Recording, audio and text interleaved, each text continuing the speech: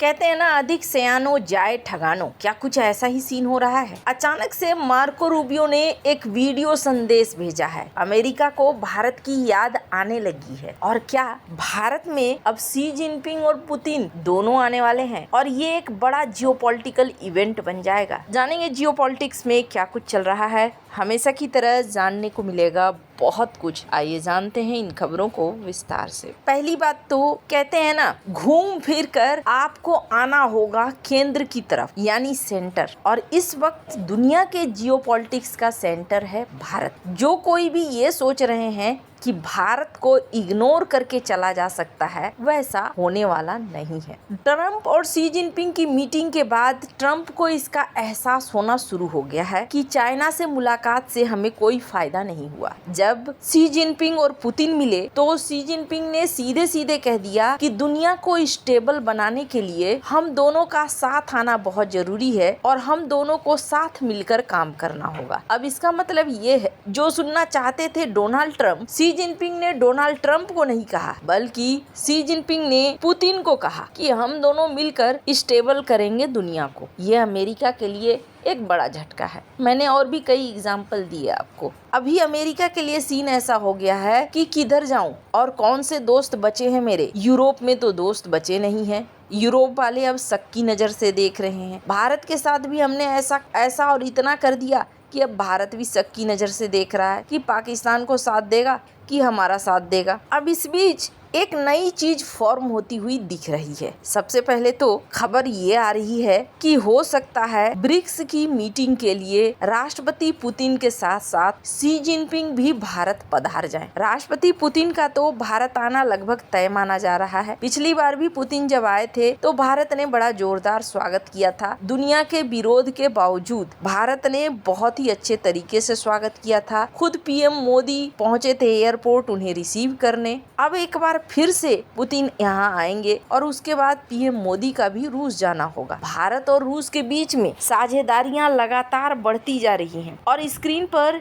एक ट्वीट देखिए। दरअसल एक इंटरव्यू में डिस्कशन चल रहा था जहां रूस के प्रतिनिधि क्या कहते हैं। रूस के प्रतिनिधि कहते हैं कि अगर दुनिया में स्थिरता लाना है ना, तो भारत, रूस, चाइना को एक जगह पे आना होगा, तभी दुनिया में स्थिरता आएगी और इस तरीके की हरकतें बंद होगी जो हरकतें इस वक्त चल रही है। अभी अगर ये तीनों देश एक साथ आकर खड़े हो जाते हैं तो क्या होगा। ये तीनों देश अगर एक साथ खड़े हो जाते हैं ना, तो सबसे बड़ी संकट में फंस जाएगा अमेरिका। अब देखिए ये पूरे कार्ड का गेम किस तरीके से चल रहा है कि चाइना अब भारत के साथ रिश्तों को नॉर्मल करना चाहता है। उनके जो अधिकारी हैं, खास करके जो भारत और चाइना के रिलेशंस को देखते हैं, उन्होंने भारत के दूत से भी मीटिंग की और एक संकेत देना शुरू किया है कि हो सकता है आगे आने वाले दिनों में दोनों देशों के रिश्तों में और भी ज़्यादा सुधार आए। क्योंकि इनके बयान में ये भी कहा गया कि हम कॉमन इंटरेस्ट पर काम करेंगे,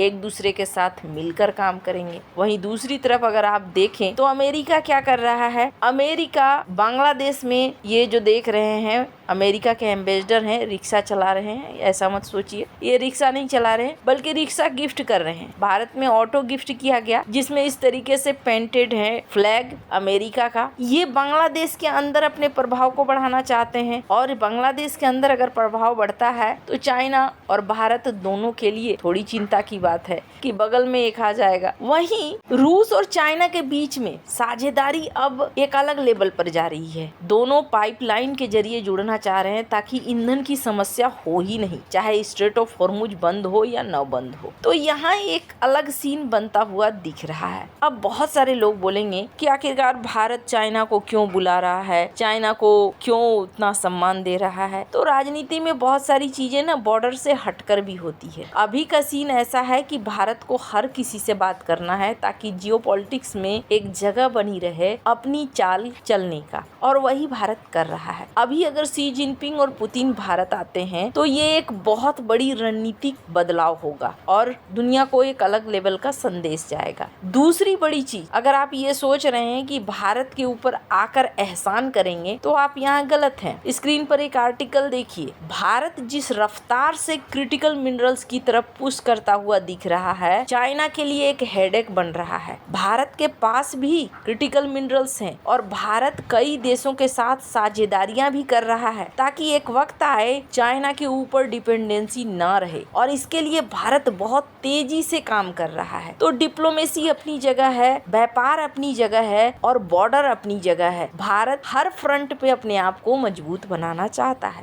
अब अमेरिका को कुछ कुछ समझ में आना शुरू हुआ है। अभी हमने ये देखा कि किस तरीके से भारत को हथियारों के पैकेज को अप्रूव किया जा रहा है। भारत को लेकर अच्छी बातें भी कहने लगे हैं ये। अब मार्को रूबियो, इनके इस बयान को सुनिए। इस बयान को सुनकर एक बार को लगेगा अच्छा इनको याद आ गई भारत की। इन्होंने बड़ा बयान दिया।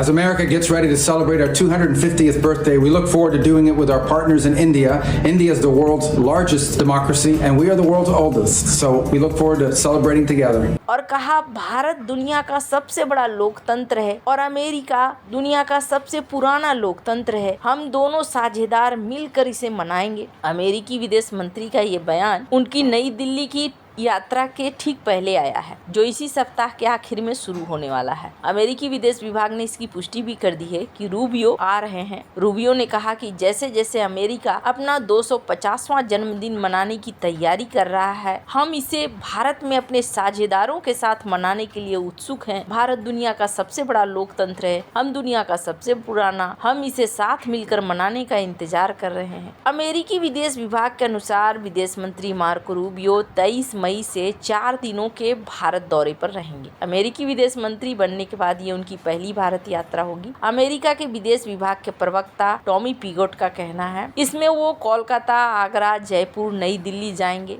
इस दौरान रूबियो भारत के बड़े अधिकारियों से मुलाकात करेंगे। एनर्जी, सुरक्षा, व्यापार, रक्षा सहयोग पर भी चर्चा होगी। क्वाड की बैठक में भी शामिल होंगे। इस बैठक की अध्यक्षता भारत के विदेश मंत्री एस जयशंकर करेंगे। नई दिल्ली स्थित अमेरिकी दूतावास ने ये भी कहा कि ये उनकी पहली यात्रा है। रूबियो के दौरे से क्या उम्मीद है? मार्को रूबियो की भारत यात्रा का मकसद भारत के डिफेंस संबंधों को मजबूत करना है और एनर्जी के सहयोग को पक्का करना है। ये दौड़े थे चाइना की तरफ कि चाइना इनका साथी बन जाएगा, लेकिन ऐसा हुआ नहीं। निक्सन का दौर ये लाना चाहते थे, पर उल्टा ये हो रहा है कि भारत केंद्र में आ रहा है। मैंने पहले भी कहा और उस समय बहुत सारे लोगों को यकीन नहीं हुआ होगा। भारत इतना बड़ा बाजार है कि भारत की जरूरत सबको है, और सिर्फ बाजार ही नहीं, भारत अब शक्ति में भी अपने आप को आगे बढ़ा रहा है। भारत अब कमजोर नहीं रह गया है। ऐसे में ये सोचना कि एक सुपर पावर दूसरे सुपर पावर को मिलाकर भारत को इग्नोर करके चल दे या भारत को दबा कर चल दे, ये चीज संभव नहीं है और ये उल्टा वार करने वाली है। आपको क्या लगता है? क्या अब दुनिया भारत की तरफ दौड़ रही है?